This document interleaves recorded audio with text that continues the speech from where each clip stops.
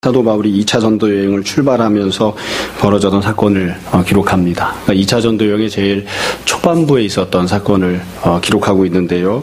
먼저 말씀을 드리자면 오늘 본문에 나오는 내용에서 사도 바울이 얼마나 훌륭한 믿음으로 행동했는가 이런 내용이 아니라 바울이 잘못했던 부분들 또 실수했던 부분들 그럼에도 불구하고 하나님께서 은혜를 베푸셨던 것에 대해서 말씀을 생각해 보려고 합니다.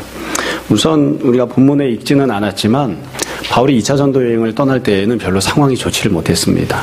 1차 전도 여행을 터키 지역을 돌아다니면서 사역을 하고 또 교회들을 세우고 또 장로들도 세우고 교회를 맡겨놓고 부탁하고 돌아온 다음에 좀 시간이 있고 난 다음에 이제 바울이 같이 떠났던 바나바에게 우리가 세워놨던 교회들 1차 때 돌아다니면서 섬겼던 교회들이 현황이 어떠한지 상황이 어떤지 좀 돌아다니면서 다시 살펴보고 또 권면할 것들은 권면하고 이렇게 하자. 그래서 바나바와 같이 2차 전도 여행을 이제 떠나려고 생각을 했었거든요. 근데 이 바나바가 마가도 같이 데리고 가자 이러면서 우리가 잘 아는 문제가 생깁니다.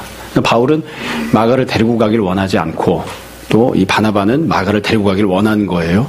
근데 바울이 마가를 데려가길 원하지 않았던 이유는 1차 전도 여행을 마가랑 같이 다녔는데 처음에 이 구브로 섬에 가서 전도를 하다가 소위 세상적으로 이야기하면 되는 일이 없었습니다. 그러니까 바울이 전도를 그렇게 열심히 했음에도 불구하고 복음의 열매도 없고 도리어 매나 두들겨 맞고 성경에 보면 채찍질을 당하고 기둥에 묶어놓고 실컷 후드려 패고 한 거죠.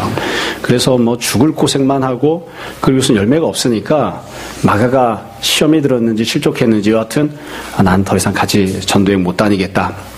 그래서 1차 전도여행 중간에 마가가 그냥 예루살렘으로 돌아가 버립니다. 한편으로 생각해보면 정말 목숨 내놓고 선교지에 같이 갔는데 오죽 힘들고 어려웠으면 중간에 돌아가 버렸겠습니까? 근데 그것 때문에 이제 바울이 마가는 선교 사역에 합당하지 않다 이런 판단을 한 거예요.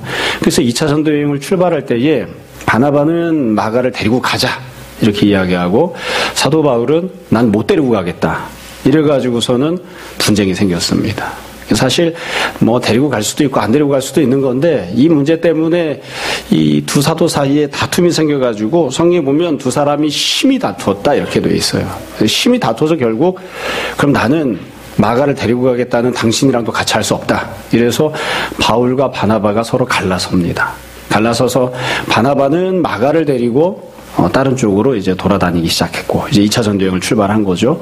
그리고 사도 바울은 실라를 데리고 와서 같이 이제 2차 전도여행을 출발을 합니다. 그래서 이 2차 전도여행은 별로 이렇게 아름답게 출발하지 못했습니다. 1차 전도여행을 출발할 때는 성도들이 다 함께 금식하고 기도하고, 바울과 바나바 일행에게 안수하고 축복하면서 보냈지만, 2차 전도여행은 그렇게 출발한 게 아니라 사도들 사이에 분쟁이 있고 다툼이 있어서 패거리가 나뉘고, 그래서 결국 두 팀이 만들어지긴 했지만 여하튼 그렇게 해서 분열 가운데서 이제 전도여행을 출발을 한 거예요. 근데 사람들마다 이 내용에 대해서 여러 가지로 해석하고 평가를 합니다. 저는 아주 간단하게 평가합니다. 그럼 바울이 옳지 않게 행동했다 이렇게 생각합니다. 만약에 마가를 데리고 가는 것이 합당하지 않았으면 다른 방식을 취하거나 다른 선택을 하면 되는데 바나바와 함께 그러니까 교회 안에서 지도자들이 서로 다투고 지금 분열해서 파가 나뉜 것이니까 별로 적절하게 행동한 것이 아니다 그렇게 생각을 합니다. 그래서 바울이 여튼 실라와 함께 전도여행을 이제 떠났어요. 그래서 원래 목적이 1차 전도여행 때 돌아다녔던 곳들, 교회 세웠던 곳들을 돌아보는 것이니까 1차 때 돌아다녔던 곳들을 바울이 이렇게 여기저기를 돌아다닙니다. 그러다가 이 1절에 보시면 바울이 더베와 루스드라에도 이름해. 이 더베와 루스드라는 1차 전도여행 때 전도하고 교회를 세웠던 곳입니다. 여기 이제 와서 어떤 일이 벌어지냐면 거기 디모데라 하는 제자가 있으니 여기서 디모데를 이제 만나는 거예요. 그래서 이 디모데가 이때부터 사도 바울에게 합류를 해서 2차 전도여행을 다니는 동안 바울과 같은 일행이 되고요. 그리고 많은 힘이 되었고 뿐만 아니라 2차 전도여행에서 뿐만이 아니라 사도 바울을 죽을 때까지 같이 동역하고 사역하는 그런 귀한 믿음의 동역자가 됩니다. 바울이 디모데를 향해서 자신의 영적인 아들이라고 그렇게 표현을 하죠. 우리가 아는 대로 바울은 결혼을 했었는지 안 했었는지 알 수 없지만 혼자 독신으로 살았던 사람인데 디모데가 아들처럼 같이 있으면서 많은 도움이 되고 또 위로가 되고 했던 것 같습니다. 여튼 이 루스드라에 와서 디모데라고 하는 사람을 이제 만난 거죠. 이 부분이 우리가 오늘 생각해야 되는 첫 번째 중요한 부분입니다. 왜 그러냐면 바울은 전도여행을 가면서 이유가 무엇이 되었든 바나바를 배척했고 마가도 배척했고 실라와 함께 따로 떠났는데 그런 바울을 향해서 하나님께서 새로운 사람을 준비를 해두신 거예요. 그러니까 누구랑 도대체 선교여행을 가야 되느냐, 누구랑 사역을 해야 되느냐. 그래서 바울이 어떤 특별한 대책 없이 떠났는데 하나님께서 그 사역을 감당할 수 있는 사람을 예비를 해두시고 그 사람이 바울과 함께 할 수 있게끔 그런 기회를 주신 것이죠.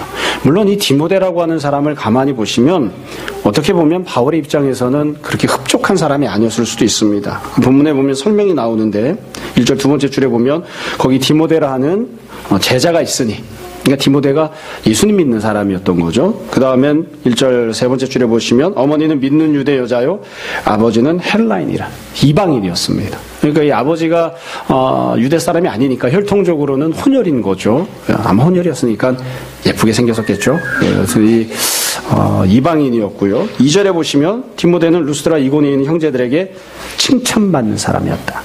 그러니까 디모데가 또 생활에 있어서나 신앙에 있어서 인정받고 칭찬받는 그런 사람이 이렇게 쭉 설명을 쭉 하고 있어요. 근데 이 디모데에 대한 설명을 보면 여러분들은 어떠실까 모르겠습니다만 한편으로는 참 좋은 설명과 표현들이긴 하지만 또 다른 한편에서는 마가란 견주어 본다면 뭐 과연 디모데가 마가에 비해서 정말 탁월한 사람 혹은 정말 뛰어난 사람, 정말 합당한 사람 이렇게 이야기할 수 있을까 했을 때 그렇게 많이 탁탁치 않은 그런 사람입니다. 여러분 바울이 나는 마가랑 갈 수 없다 했지만 마가는 우리가 아는 대로 나중에는 마가복음을 기록하는 사람이 됩니다. 예수님의 삶에 대해서도 잘 알고 있는 사람이고 혈통도 유대인입니다. 그래서 초대교회가 처음 생겼을 때부터 사역을 했던 사람이고 또 확실하진 않지만 우리가 흔히 마가다락방이라고 부르죠. 성령 충만을 받던 성령 세례가 임했던 그런 곳들에도 장소를 제공했던 그런 사람입니다. 그러니까 초대교회에서 굉장히 역할을 많이 했고 여지껏도 역할을 많이 했고 앞으로도 역할을 많이 하는 그런 사람이에요. 근데 그런 마가를 사도 바울이 여튼 선교 중간에 그만두고 왔으니까 탐탁지 않게 여겨서 내쳤는데 하나님께서 새로운 사람을 베풀어 주셨다. 근데 그 새로운 사람, 예비된 사람이 누구냐면 디모데인데 디모데는 혼혈이에요. 예수님을 본 적이 있느냐? 없어요. 여지껏 사역을 한 적이 있느냐? 없어요. 그러니까 이 마가는 이 교회를 세우는 첫 번째 1세대라고 한다면 이 디모데는 어찌 보면 바울이 전도여행을 다니면서 예전에 루스드라에 갔을 때 여러 가지 이적을 해가거나 전도할 때 그때 복음을 듣고 뒤늦게 비로소 이제 성도가 된 제자가 된 그런 사람이라고 할 수도 있습니다. 그러니까 모든 면에서 보면 디모데가 마가에 비해서 그렇게 뛰어나거나 타고난 사람은 아닌 거예요. 그러나 우리가 중요하게 생각해야 될 것은 사도 바울이 하나님 앞에서 완벽한 모습으로 행동했던 것이 아님에도 불구하고 하나님께서 바울에게 은혜를 베푸셨다는 겁니다. 사도 바울이 누구랑 함께 해야 될지를 고민하고 그리고 또 누구랑 함께 해야 될지를 몰라서 방황할 때에 적절한 사람을 찾지 못해서 힘들어할 때에 하나님께서 사도 바울에게 그와 평생 사역할 수 있는 사람을 만나게 해주신 거예요. 그래서 크게 보자면 바울은 처음 출발할 때에 하나님 앞에서 합당하지 못하게 행동했지만 그렇지만 하나님께서는 사도 바울에게 은혜를 베푸셨습니다. 근데 그 은혜를 베푸신 양상이 바울이 기대했거나 바울이 생각했던 것과는 매우 달랐던 거예요.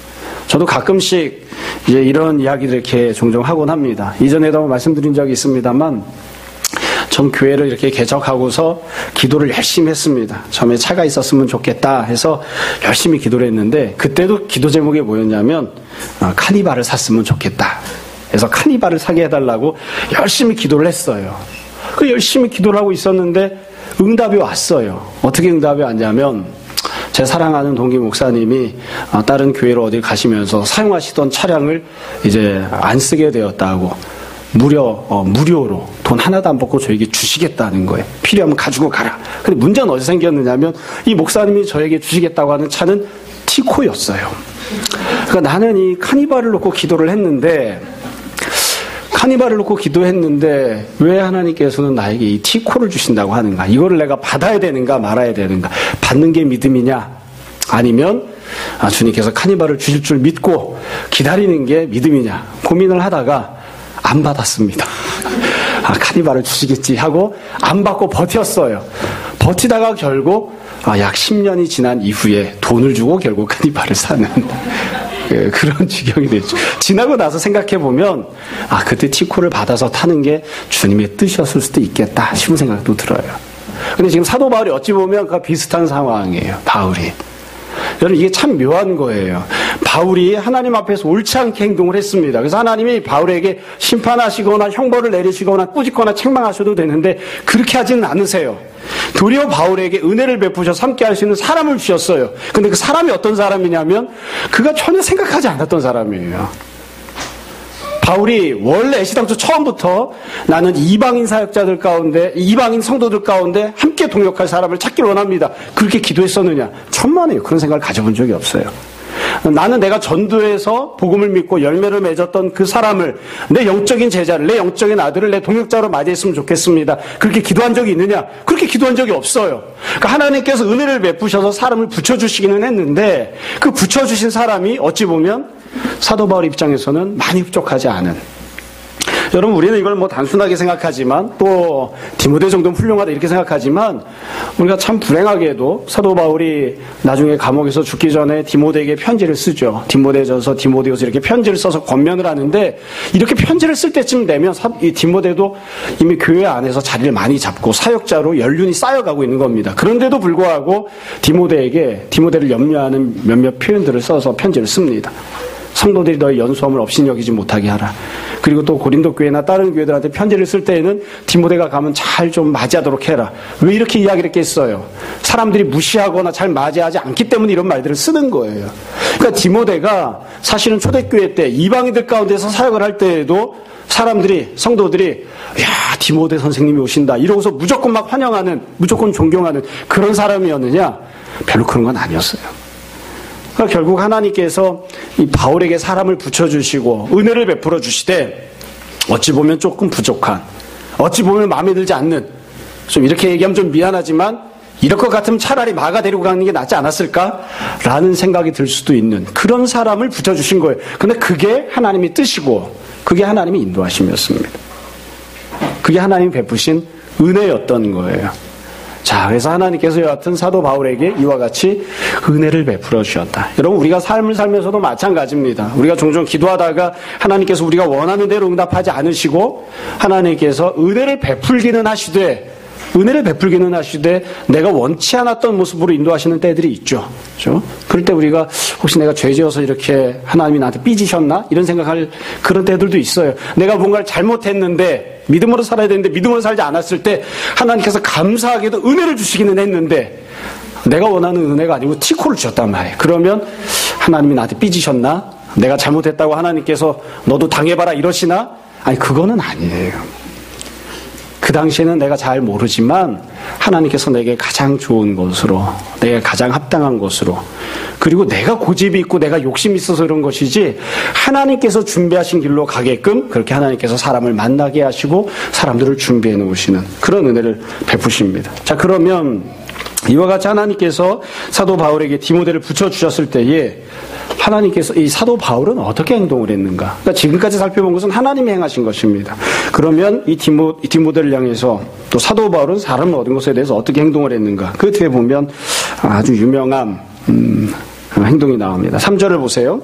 바울이 그를 데리고 떠나고자 할새 그 지역에 있는 유대인으로 말미암아 그를 데려다가 할례를 행하니 이는 그 사람들이 그의 아버지는 헬라인인 줄 다 알미러라.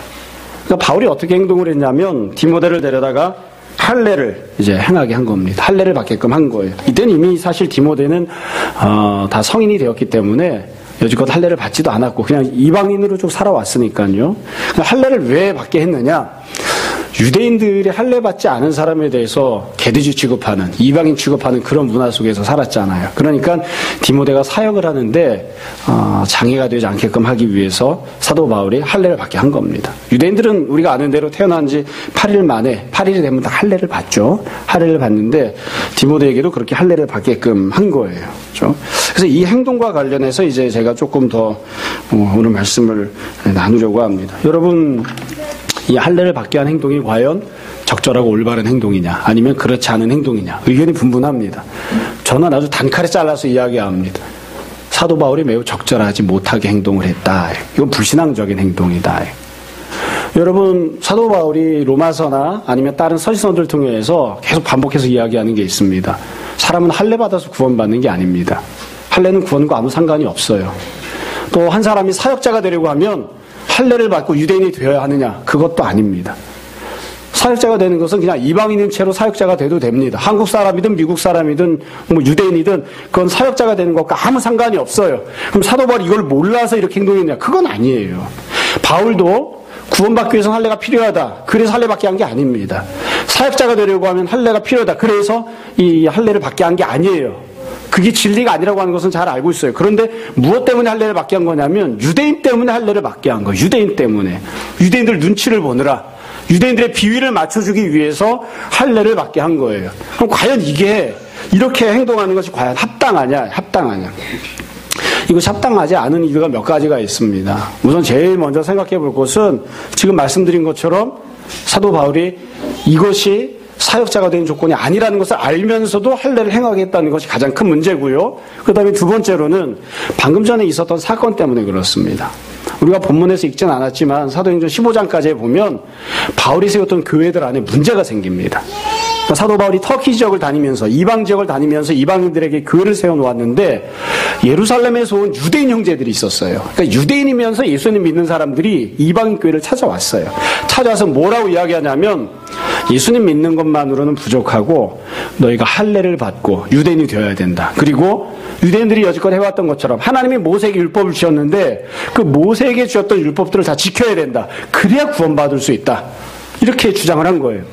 사실 할례를 받거나 율법을 지킨다고 하는 것은 악한 일이 아닙니다. 하면 좋은 것들이에요.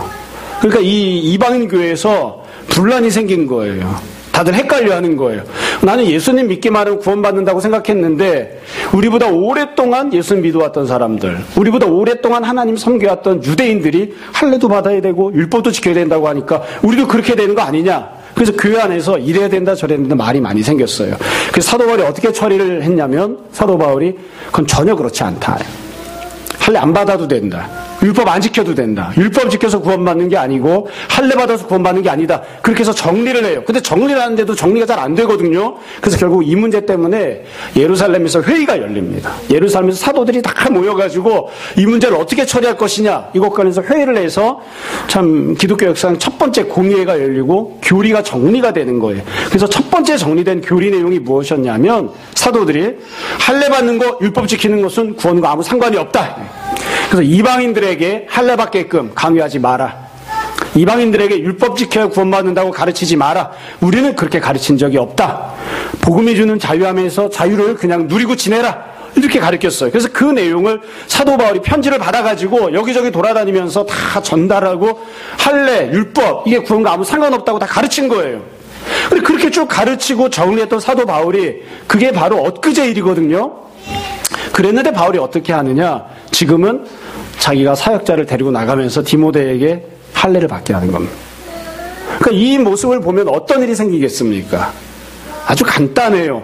바울은 유대인들이 시험에 빠지는 것을 막기 위해서 디모데에게 할례를 주었지만 실제로 유대인들은 시험에 빠지지 않지만 그러나 이방인 성도들은 시험에 빠지겠죠. 할례 받아야 되는 건가? 방금 전까지 사도 바울이 할례 받을 거 필요 없다 이렇게 얘기를 했는데 자기가 사역자를 데리고 갈 때는 할례를 주던데 과연 할례를 받아야 되는 거 아닌가 이런 생각을 한다고요. 뿐만 아니라 사도 바울이 이렇게 할례를 받게 한 목적은 사실은 현실적으로는 간단한 목적 때문입니다. 사도 바울은 지금 이 전도여행을 출발할 때에 이방인을 대상으로 사역하겠다는 생각보다는 유대인을 대상으로 사역하겠다는 생각이 훨씬 더 강했습니다. 그래서 지금 전도여행을 출발한 다음에도 회당들을 중심으로 찾아다니면서 전도합니다. 회당은 유대인들이 모이는 곳이거든요. 그러니까 바울이 어떻게 생각한 거냐면 지금 내가 전도여행 가면서 회당들을 돌아다녀야 되는데 거긴 다 유대인들이 있는 곳이고 또 유대인들과 함께 하나님을 섬기는 이방인들이 모이는 곳이니까 할례를 받고 가야만 유대인들한테 전도할 때에 유대인들 앞에 설교할 때 문제가 안 되겠다. 그래서 이제 할례를 디모데에게 받게 한 거예요. 그러니까 바울이 갖고 있었던 어떤 지향점이라고 할까요? 지금 사역을 하는 대상에 대해서도 사도 바울이 잘못 생각하고 있었던 거죠. 하나님은 유대인들에게 보내기를 원하지 않았습니다.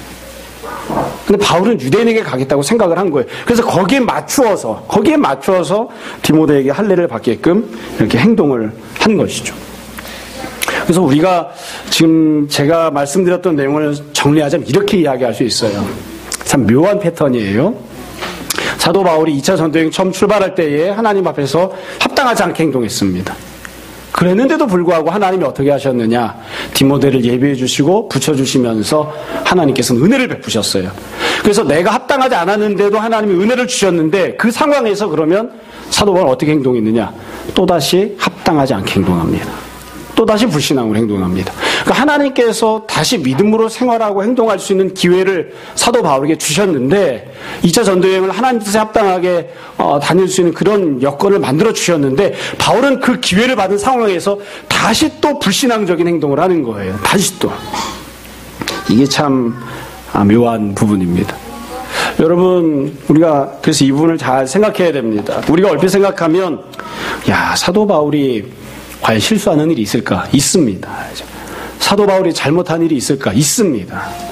그럼 도대체 사도 바울처럼 훌륭한 믿음을 갖고 있는 사람, 목숨 내놓고 선교하겠다고 하는 사람, 그리고 실제로 지금도 수많은 고난과 어려움을 당했음에도 불구하고 선교하러 나갔던 사람, 다시 또 죽으러 지금 선교지로 나가고 있는 이런 사람도 실수를 하고 잘못을 범하는데 도대체 이런 사람들은 어떤 종류의 잘못을 할까? 왜 이런 잘못을 할까? 그 부분을 우리가 잘 생각해 봐야 됩니다. 사실 정답은 아주 간단합니다. 바울이 무엇 때문에 실수를 한 건가요? 어떤 것 때문에 잘못을 저지른 건가요? 정답은 아주 간단합니다. 살아오면서 갖고 있었던 삶의 관습 때문입니다. 여지껏 살아왔던 삶의 관습 때문에 하나님 말씀대로 살지 않고 자기가 갖고 있던 관습에 따라 살다가 불순종하는 지금 행동을 하고 있는 겁니다. 그러니까 사도 바울같이 위대한 사람도, 사도 바울처럼 훌륭한 믿음을 갖고 있는 사람도, 사도 바울처럼 지금 이 순간에도 목숨 내놓고 헌신하고 순종하는 사람도 하나님 말씀대로 살지 않은 경우들이 생겨요. 왜 그런 경우가 생겼냐면 지금 바울의 경우에는 삶의 관습 때문입니다. 그가 살아왔던 문화가. 그러니까 어찌 보면 관습이라고 하는 것, 문화라고 하는 것, 전통이라고 하는 것이 그것이 한 사람이 예수님 믿고 목숨 내놓고 헌신하겠다고 했던 그런 결단보다도 훨씬 더 크게 영향력을 끼치는 그런 경우들이 있는 거예요. 여러분 조금 더 정확하게 이야기하면 이렇게 이야기할 수 있습니다. 사도 바울이 할례 안 받아도 구원 받는다는 건 다 알고 있잖아요. 그런데도 불구하고 무엇 때문에 이런 행동을 했냐면 유대인들을 비위를 맞춰주기 위해서거든요. 유대인들을 신경을 건드리지 않기 위해서 이렇게 행동을 한 거예요. 그럼 왜 유대인들이 그런 생각을 가졌느냐? 유대인들은 잘못된 생각을 갖고 있는 거죠. 유대인들의 잘못된 생각, 관습에 젖어 있는 생각, 율법대로 살겠다고 하는 생각을 갖고 있는데 유대인들은 그 생각을 벗어버릴 생각이 전혀 없어요. 할례 받아야만 유대인이 되고 유대인들이 하는 설교만 듣겠다고 하는 이게 잘못된 생각인데 그 잘못된 생각에서 벗어날 가능성이 없어요. 거의 현실적으로 없어요. 그러니까 그런 잘못된 생각, 잘못된 관습에 젖어 있는 유대인들을 배려하다 보니까 이와 같이 잘못된 행동을 하는 겁니다. 여러분 이게 사도 바울만의 문제가 아닙니다. 사실 우리들도 마찬가지 문제 속에서 살아갑니다. 가령 우리가 다 이제 명절을 잘 건강하게 잘 보내고 계시죠? 부모님을 생각해 보자고요. 부모님이 자식을 사랑하고 자식이 잘 되기를 원하죠. 근데 부모님이 갖고 있는 딱 정해져 있는 생각의 틀이 있어요. 그게 성경적이냐 성경적이지 않냐를 떠나서 그냥 바뀌지 않는 거예요. 제가 오래 살지 않았지만 이렇게 쭉 지내다 보니까 이제 50도 안 됐는데 제 생각도 잘 안 변해요. 그러니 60이 되고 70이 되신 분이 생각이 바뀌겠습니까? 잘 안 바뀌어요.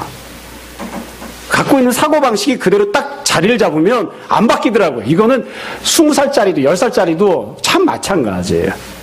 근데 내가 섬겨야 될, 내가 순종해야 될 부모님이 매우 비성경적인, 하나님께서 합당하지 않은, 근데 본인은 그게 신앙이라고 생각하거나 그게 옳다고 생각하는 그런 관습에 딱 사로잡혀 있어요. 바꿀 수 있나요? 못 바꾼다고요. 못 바꾼다고요. 그러니까 어떻게 해요? 어떻게 해야 됩니까? 사도 바울이 디모데에게 할례를 주는 것처럼 원래 그게 하나님 뜻에 합당하지 않음에도 불구하고 그냥 고정관념에 사로잡혀 있는 부모의 그 마음을 흡족시키기 위해서 내가 하나님 뜻에 합당하지 않은 것들을 행동하는 거예요. 그래야 되는 때들이 있죠. 그리고 그것 이외에는 다른 방법이 없는 것처럼 보인다고요. 직장을 가면 더 심각합니다. 직장을 가면 더 심각해요. 학교를 가도 더 심각합니다. 직장에 가면 예수님 믿지 않은 상사가 이게 회사를 위하는 길이야. 이게 네 인생에도 도움이 돼 라고 생각하고 있는 악한 생각이 있어요. 전혀 성경적이지 않은 그 생각이 바뀌지 않아요. 근데 그 사람 밑에서 일을 하고 직장 생활을 하면서 어떻게 살아야 되느냐? 했을 때 그 사람의 비위를 건드리지 않기 위해서 혹은 그 사람 기분이 상하게끔 하지 않기 위해서 그냥 할례를 행하는 거예요. 그게 하나님 뜻에 합당하지 않은데도 불구하고 하나님이 원하시는 것이 아니라는 것을 알면서도 불구하고 사람들의 분위기를 맞춰주기 위해서 혹은 그 사람 기분을 상하지 않게끔 하기 위해서 할례를 행하는 거죠. 우리가 살다 보면 이런 일들을 만날 때들이 참 많다고요. 참 우스갯소리로 냉장고에다가 코끼리를 집어넣으려면 어떻게 하면 됩니까? 그런 얘기 가끔 하죠. 우리는 석사 1년 차가 없어서 감사한 것 같아요. 있나요 혹시? 냉장고에다가 코끼리를 집어넣으려면 석사 1년 차에게 시키면 됩니다. 교수가 시키면 다 합니다. 말도 안 되는 행동을 시켜도 다 합니다. 그렇죠? 동균 형제 넣어봤나요? 냉장고에 코끼리를? 넣어봤어? 이게 참 말도 안 되는 사고방식, 말도 안 되는 생각을 갖고 있는 비성경적인 사고방식을 갖고 있는 유대인, 비성경적인 사고방식을 갖고 있는 부모님, 비성경적인 그런 생각을 갖고 있는 교수님, 비성경적인 생각을 갖고 있는 직장 상사가 있는데 그들에게 맞춰줘야 되는 거예요. 그러니까 이걸 어떻게 해야 되느냐. 그들이 고쳐지지 않는데 그들이 비성경적이라고 하는 것은 아주 명확한데 어떻게 해야 되느냐. 그래서 사도 바울은 어떻게 했느냐 하면 할례를 행한 거예요. 내가 그 사람을 바꿀 수 없으니까 그냥 그 분위기에 맞춰주자. 이게 한편으로 보면 그 사람을 배려하는 것입니다. 한편으로 보면 아마 바울은 그런 생각으로 이렇게 행동을 했겠죠. 그러나 사실은 하나님 앞에서는 결코 올바른 선택을 한 게 아니었어요. 과연 이것만이 할 수 있는 일이었느냐 이거예요. 해답은 매우 간단해요. 그 뒤에 보시면 상황이 어떻게 전개가 되었느냐. 바울은 유대인 중심으로 회당에서 사역할 것이라고 생각하고 회당으로 찾아갔습니다. 그러나 하나님은 그걸 원하지 않으셨어요. 결국엔 딴 데로 올라갑니다. 여러분 뒷부분에 보시면 본문을 이 뒷부분은 제가 상세하게 설명을 안 하는데 6절을 보세요. 6절부터 보시면 디모데에게 이렇게 할례를 행한 다음에 디모데를 데리고 전도여행을 돌아다니는데 바울이 원했던 지역이 있어요. 6절 성령이 아시아에서 말씀을 전하지 못하게 하시거늘 바울은 아시아에 가기를 원했죠. 터키입니다. 터키. 근데 부르기와 갈라디아 땅으로 다녀가. 부르기아와 갈라디아는 어디냐면 사도 바울이 1차 전도여행 때 다녔던 곳들입니다. 그러니까 원래 여기를 가려고 했던 거죠. 사도 바울이. 원래 여기를 돌아보는 게 2차 전도여행의 목적이었어요. 거기로 다녀가다가 무시 앞에까지 갔는데 비두니아로 가고자 했을 때 예수의 영이 허락하지 아니하시는지라. 하나님이 허락하지 않으시는 거예요.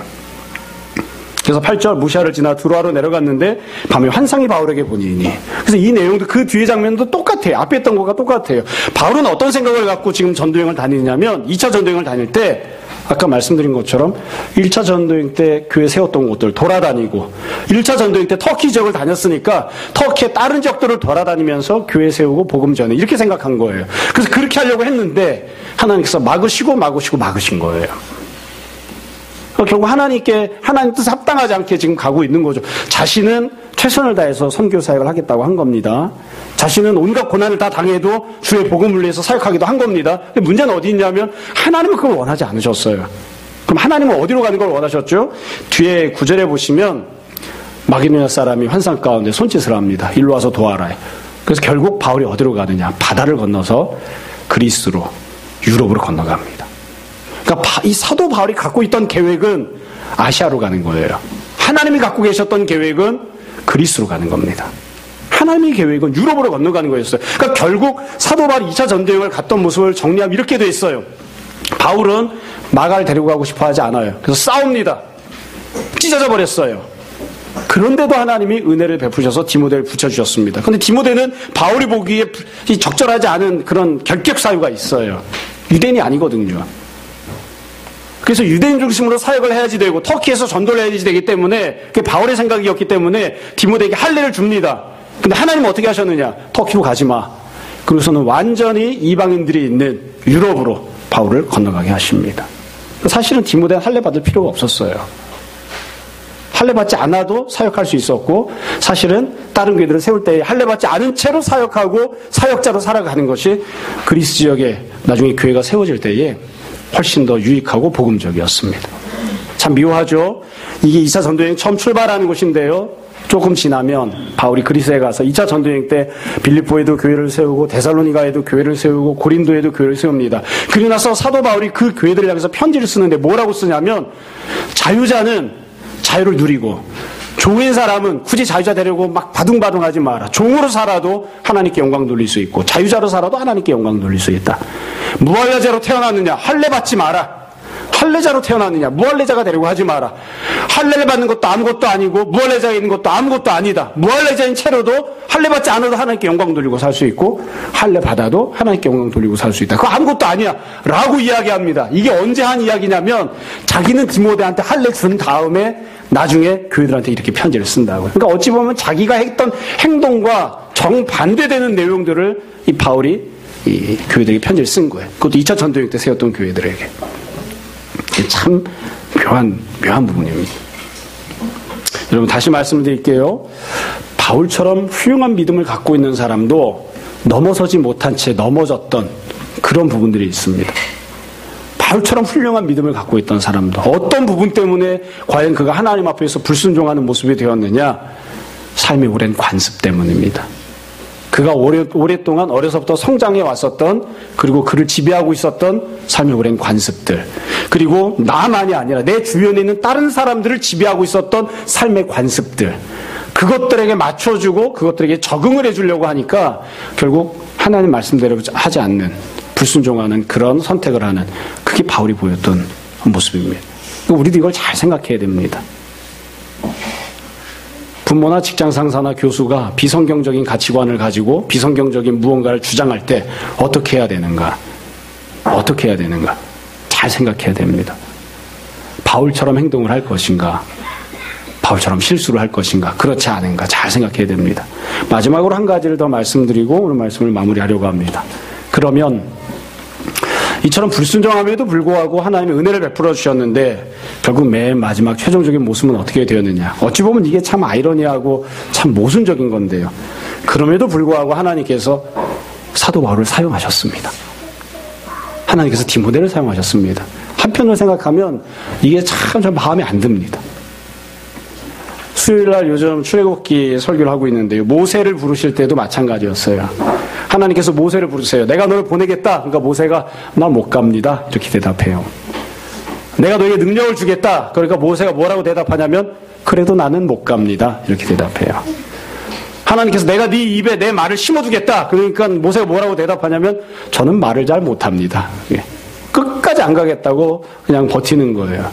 그래서 그런 본문들을 이렇게 보다 보면 마음이 어떠냐면 야 내가 하나님이었으면 벌써 가서 귀싸대기를 때렸을 거다. 야 이 자식아 너 아니면 사람이 없니? 어디서 이게 싸가지 없이 있다 이러고서는 귀싸대기를 올려붙이고 치워라. 니까지 거 내가 안 보내고 만다. 그래도 하나 얼마든지 하실 수 있어요. 근데 모세가 끝까지 불순종해요. 끝까지 불순종하는데도 하나님이 모세를 부르세요. 부르시고 어떻게 하시냐면 그 모세를 통해서 이스라엘을 구원하시는 거예요. 우리가 잘 아는 것처럼 구약 역사에서 하나님이 행하신 가장 크고 놀라운 구원의 역사가 출애굽입니다. 그 역사가 모세를 통해서 나타난 거예요. 그럼 모세는 처음부터 온전하고 아름다운 모습으로 순종했느냐? 아니에요. 하나님 부르실 때 아름답게 믿음으로 화답했느냐? 아니에요. 기도하고 잘 준비가 돼 있어서 하나님이 내가 너를 사용하겠다 말씀하실 때에 제가 이날만 손꼽아 기다렸습니다. 그렇게 화답했느냐? 천만에요. 전혀 그렇지 않아요. 하나님께서 40년을 기다리셔서 모세를 부르셨을 때에 모세가 첫 마디가 나는 안 가겠습니다 이거였어요. 그럼에도 불구하고 하나님께서 모세를 부르신 거예요. 그리고 그를 사용하셔서 인류 역사상 가장 크고 놀라운 구원을 행하게 하신다고. 바울도 마찬가지입니다. 계속 반복해서 말씀드리지만 2차 전도여행 처음 출발할 때 바울이 합당합니까? 합당하지 않은 모습입니다. 그럼에도 은혜를 베풀어 주셨죠. 하나님이 이렇게 은혜를 베푸셨을 때 사도 바울이 합당하게 행동했느냐? 아니에요. 가서 고작하는 행동이 디모데에게 할례나 주는 그딴 행동을 합니다. 그럼에도 하나님 은혜를 베풀어 주셨죠. 그럼 그 다음에 어떻게 했느냐? 하나님이 원하는 곳으로 가지 않고 자기가 갖고 있던 계획대로 여기저기를 쓸데없이 떠돌아다니고 있어요. 그러면 어떻게 하셨느냐? 그럼에도 하나님이 은혜를 베푸셔서 바울에게 어디로 가야 할지를 알려주셨습니다. 그리스도로 가라. 그리고 결국 이와 같았던 바울을 하나님이 사용하셔서 그리스 지역에 수많은 교회들이 세워지고 유럽이 참 주님 앞으로 돌아오는 귀한 역사를 하나님 행하셨습니다. 그러니까 결국 이 모습들을 보면 제가 지금 마지막으로 드리려고 하는 말씀은 그거예요. 인간적으로 보면 불완전하기 때문에 혹은 마음에 들지 않기 때문에 저런 사람을 사용하지 않았으면 좋겠다 싶은 때들이 있습니다. 우리가 갖고 있는 마음의 바람은 처음부터 끝까지 단 한 번도 실수하지 않고 처음부터 끝까지 단 한 번도 죄짓지 않고 하나님 앞에 온전하게 살았던 사람, 온전하게 주님만 바라보았던 사람을 하나님이 사용하시길 원하는 마음이 있어요.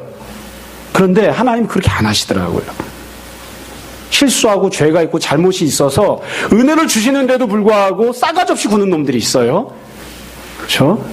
옆에 있는 사람을 쳐다보지 마시고, 옆에 있는 사람이 그런 사람이에요. 나도 그렇고.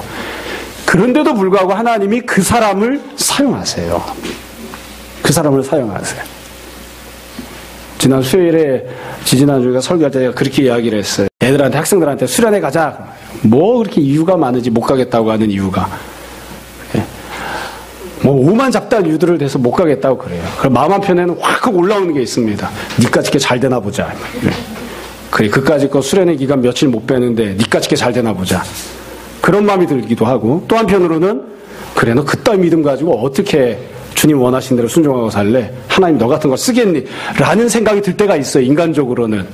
근데 이렇게 지나고 나서 보면 하나님이 그런 사람에게도 은혜를 주시더라고요. 그리고 그런 사람도 사용하시더라고요. 어려운 내용이 아니에요. 저는 태어나서 처음부터 지금까지 한 번도 담배를 펴본 적이 없습니다. 믿음이 가죠. 태어나서 지금까지 한 번도 술 마셔본 적이 없습니다. 한 번도 여러분들이 다 믿으실 만한 내용이, 한 번도 바람을 피거나 나쁜 일을 해본 적이 없어요. 사람들은 그런 사람을 하나님 쓰실 거라고 생각을 해요. 물론 그런 사람을 쓰십니다. 근데 제 주변에는 얼마나 담배를 많이 피다 끊었는지 아직도 몸에서 냄새가 나는 목사님도 있어요. 얼마나 술을 좋아하는지 아직도 술을 못 끊는 목사님도 있어요. 결혼할 때 총각이 아니었던 목사님들도 많이 있어요. 근데 하나님이 그런 사람도 사용하시더라고요. 사용하시되 평생 한 번도 술, 담배 안 하고 온전하게 살았던 사람보다 더 크게 쓰시기도 하더라고요. 그러니까 우리가 생각할 때에 온전하지 못해도, 좀 부족해도, 그럼에도 불구하고 하나님 은혜를 베풀어 주십니다. 그리고 그 상황에서도 온전하지 못하고 불순종하는 모습이 있다 하더라도 그럼에도 불구하고 하나님이 또 사용하시기도 합니다. 그러니까 언제든지 내가 좀 부족해도, 죄가 있어도, 허물이 있어도, 죄를 범했어도, 합당하지 않은 모습이 있었다 치더라도 그때라도 다시 하나님 앞에 쓰임받기를 원하고 하나님 다시 부르시면 다시 아멘으로 화답하고 순종하면 됩니다. 자, 오늘 말씀을 정리하겠습니다. 사도 바울도 실수합니다. 사도 바울도 믿음으로 살지 않는 때들이 있습니다. 그러니까 우리는 어떠하냐? 우리는 더 말할 것도 없습니다.